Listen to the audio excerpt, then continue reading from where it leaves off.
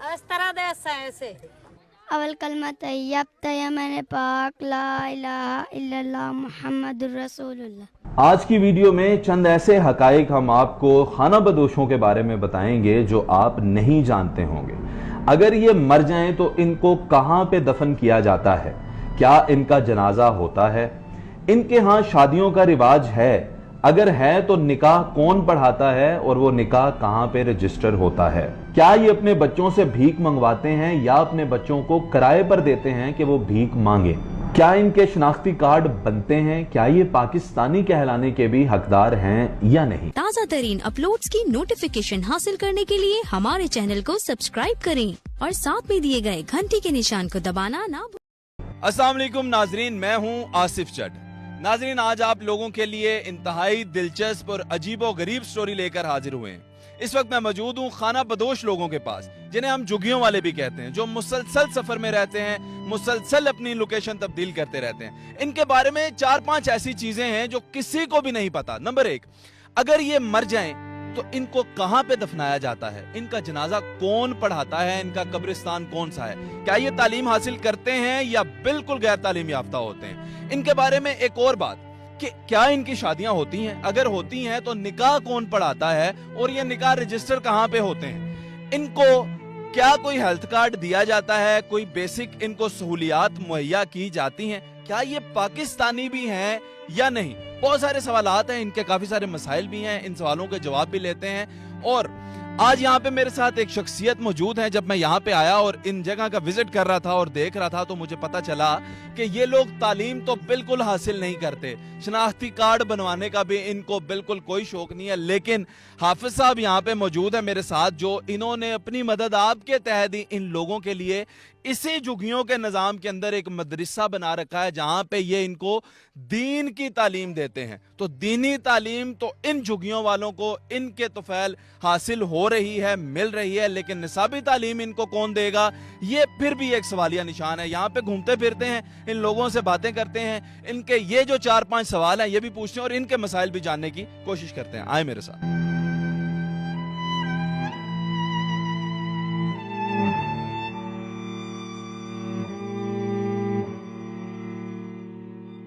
अस्सलाम वालेकुम आंटी। वालेकुम सलाम।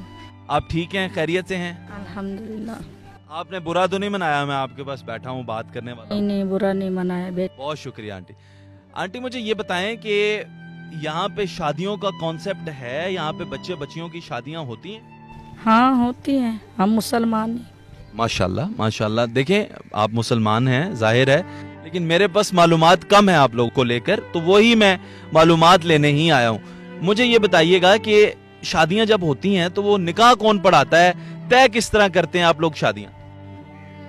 हम निकाह दे लिए तो कोई कई जगह तो सानू मौल भी टक्कर गया ना, मिन्नत मेल करते लाया ने पूरा पता नहीं होना कि एदी दफ्तर केड़ी है, ये रांदा किथे, असी कुछ नहीं कर सकते। ये निकाह भी 10-12 हज़ार ते चले गए, गरीब क्या कर सकते हैं। और दिनों रात ये एक सवाल है कि ना तो इनका कोई शहर है, ना इनकी कोई मस्जिद है, ना इनका कोई कब्रिस्तान है, ना इनका कोई घर है।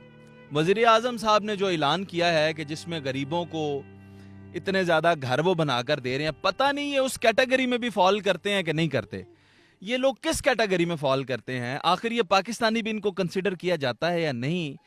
आप लोग शनाख्ती कार्ड तो नहीं बनवाते, लेकिन हुकूमत का तो काम है आपके पास आना, आपको रजिस्टर करना। कोई भी नहीं आता, कोई भी नहीं आता, कोई भी नहीं आता, बस सर को उठावन वास्ते आंदा है। अच्छा मुझे ये बताएं कि अगर कोई बच्चा फोत हो जाए, कोई बुजुर्ग फोत हो जाए, कहाँ दफनाते हैं उसको? बस अल्लाह का ही आसरा है, वैसे ही सोच के कोई जगह मिल जाती है कब्रिस्तान में तो दफन कर देते हैं। वरना ना कोई घर है, ना कोई ऐसी अच्छी ज़िंदगी गुजर रही है, ना हमारे बच्चे तालीम में आ रहे हैं।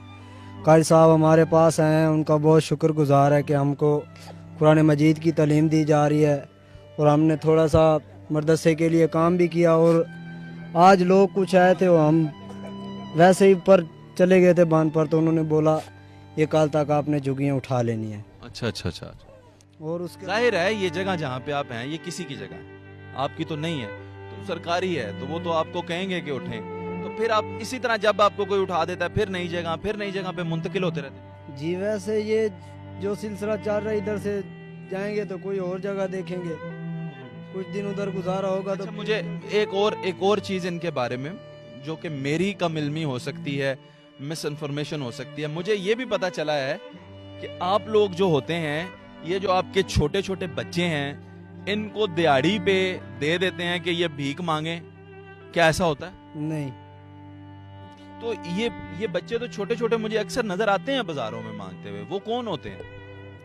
वह बस वैसे हमारे आपका क्या रोजगार का जरिया क्या है यहाँ के लोगों का? ज्यादातर यहाँ के लोगों का यही रोजगार का जरिया है कि सब्ज मंडी में चले जाते हैं लोग, 100-200 के दिहाड़ लगा लेते हैं, बच्चों का सर कट चल जाता है। ये वो अजीम शख्सियत हैं जो कि ये गैर तालीम याफ्ता जो लोग हैं, इनको दीन की तालीम देते हैं, इनको सुपारा पढ़ाते हैं, कुरान पढ़ाते हैं। ये जज्बा हजरत कैसे आपके दिल में आ गया, और वो भी मुफ्त पढ़ा रहे हैं? जब फ्री ऑफ कास्ट, ये सबसे पहले तो इनकी कम्युनिटी में से इसका वालिद था, वो हाफिज था, वो मुल्तान से पढ़ा हुआ था। वो जब फोत हो गया तो हमारे पास ये आए, मेरे पास, तो इन्होंने कहा कि हमें बंदा पढ़ाने वाला चाहिए। ये वैसे पढ़ रहे थे पहले ही, माशाल्लाह उसने बड़ी मेहनत की थी, तो उसने इधर की बच्चियों को पढ़ाया है। इन बच्चों से आप कलमे सुन लें, किसी बच्चे से भी कलमा सुन लें, 6 कलमे आपको सुनाएगा, नमाज सुनाएगा। अभी सुन लेते हैं। जी बेटा, आप कलमा सुनाएं। अवल कलमा तैयब मैंने पाक ला इलाहा इल्लल्लाह मुहम्मदुर रसूलुल्लाह। माशाल्लाह माशाल्लाह, आप साहब आपका काम नजर आ रहा है, माशाल्लाह बच्चे पढ़ रहे हैं। लेकिन ये बताएं कि अब साहब इनके जो मसाइल हैं कि ये फोत हो जाते हैं, इनका जनाजा कौन पढ़ाता है? ये सबसे पहले तो मुझे सबसे पहले जो इनका इधर था ना हाफिज, वो पहले जनाजा पढ़ाता था, फिर वो फोत हो गया। अब ये लोग अपनी पहले भी ये लेके जाते थे मैयत अपने आबाई गांव की तरफ या आबाई इलाके की तरफ, वो मुल्तान है, वो मुल्तान में लेके जाके उधर उनको यानी कि दफन करते हैं अपने हिसाब से, ठीक है। तो बाकी जो निकाह है वो इनके ज़्यादातर जो है ना वो ज़ुबानी समझ लें या रजिस्टर कोई मिल जाए। आप माशाल्लाह से इनको दीन की तालीम तो दे रहे हैं, इनको ये क्यों नहीं सिखाते कि आपने शनाख्ती कार्ड भी बनवाने हैं, अपने आप को लीगलाइज करें, आने वाला दौर मुश्किल है, इनके लिए मसाइल पैदा होंगे। अभी हम इस मुश्किल से गुजरे हैं तो हमें इसका एहसास हुआ है। ये बात आपकी बिल्कुल सही है, क्वेश्चन भी आपका वैलिड है। हम अब कोशिश कर रहे हैं एक एक करके इनकी सारों का। अभी मैं नादरा ऑफिस गया था कल परसों, उन्होंने कहा अभी इतनी ज़्यादा डॉक्यूमेंटेशन की ज़रूरत नहीं है, जस्ट बच्चों का लेके आए इंदराज और मियाँ बीवी का कार्ड होना चाहिए, तो वो हम आपको फॉर्म बे बना देंगे, फिर ये आगे स्कूल दाखिल हो जाएंगे या जैसे जैसे। अभी हमने एक और पीएम पोर्टल पे एक लॉन्च की थी हमने अपनी तरफ से, ये एक दरख्वास्त के जनाब इनके लिए कुछ स्कूल का बंदोबस्त हो जाए। वो उन्होंने हमें रब्ता किया, अब हमारे साथ रब्ता हुआ है उनका। वो कुछ दिनों तक हम इधर इंशाल्लाह इनके लिए दुनियावी तालीम का स्कूल इस जगह पे ये बना रहे हैं। बिल्कुल ऐसा ही है जी, जब ये अलिफ से शुरू होते हैं ये तक पहुंचते पहुंचते दोबारा इनको अलिफ पे पहुंचा दिया जाता है।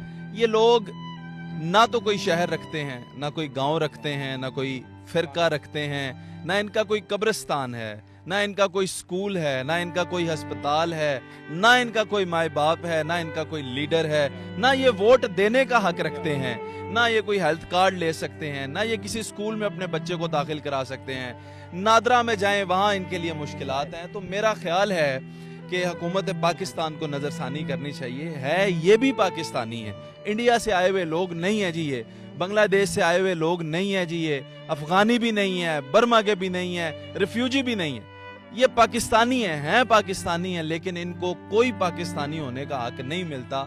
सिर्फ और सिर्फ इसकी वजह यह है कि ये लोग तालीम याफ्ता नहीं है। अपनी कम इल्मी की वजह से ये इतनी ज़्यादा गुर्बत की सतह से भी नीचे की ज़िंदगी गुजार रहे हैं। उम्मीद है कि आज की वीडियो आप लोगों के लिए इन्फॉर्मेटिव रही होगी। हमारा चैनल आप लोग ज़रूर सब्सक्राइब कर लीजिएगा। अल्लाह हाफिज़, अल्लाह निगहबान, पाकिस्तान जिंदाबाद।